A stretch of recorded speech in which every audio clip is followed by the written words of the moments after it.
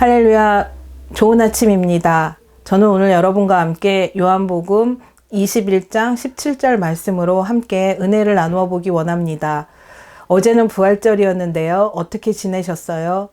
한 주일 고난주간을 통해서 새벽 기도도 하고 또 금식도 하면서 주님의 십자가를 가슴에 품고 주님의 그 고난 가운데 감사와 감격이 있었을 것입니다. 그리고 어제는 영광의 부활절을 맞이하여서 그 부활을 기뻐하며 함께 예배하고 찬양을 드렸을 것입니다. 그렇다면 부활 이후에 우리의 삶은 어때야 할까요? 부활하신 주님은 제자들에게 나타나셨습니다. 요한을 제외한 제자들은 예수님이 십자가에서 죽으실 때 그 곁에 있지도 않았습니다. 그리고 제자들은 예수님의 죽음 이후에 뿔뿔이 흩어졌지요. 그런 제자들을 예수님께서는 부활하시고 찾아가셨습니다. 주님의 못자국 난 손을 만져보지 않고는 주님의 부활을 믿을 수 없다고 했던 도마에게도 직접 가셔서 그의 손을 보이시고 만져보시게 했고, 이제 모든 것이 수포로 돌아갔으니 다시 생업으로 돌아가자 해서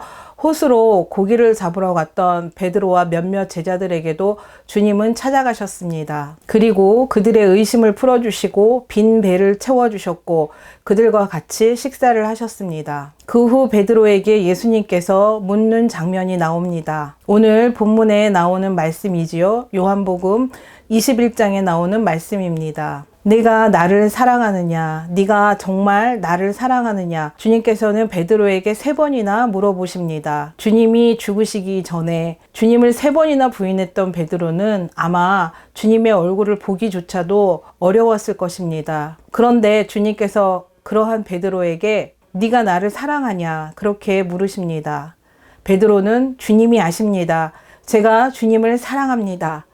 그렇게 대답하자 주님이 베드로에게 말씀하십니다. 내 양을 먹이라, 내 양을 치라, 내 양을 먹이라. 그렇게 말씀하십니다. 주님은 부활하신 이후 제자들에게 주님의 백성들을, 주님의 양을 부탁하신 것입니다. 그 후 베드로를 비롯한 제자들의 삶은 어땠습니까?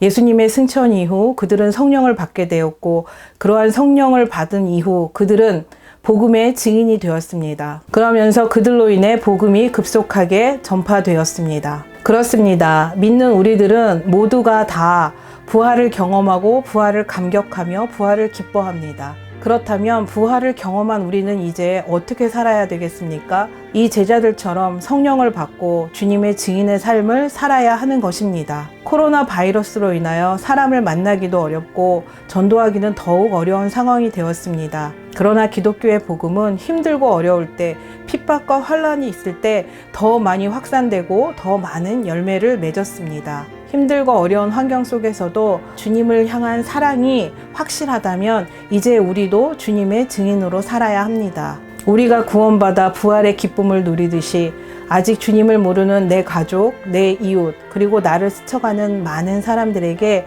주님의 사랑과 복음을 전하여 그들도 부활에 동참하도록 하고 그들도 천국으로 인도해야 합니다. 그것이 우리에게 주시는 주님의 부활의 메시지인 것입니다. 사랑하는 동작 성도 여러분, 오늘도 주님의 은혜가 여러분과 여러분의 가정, 환경에 넘쳐나시기를 축원합니다.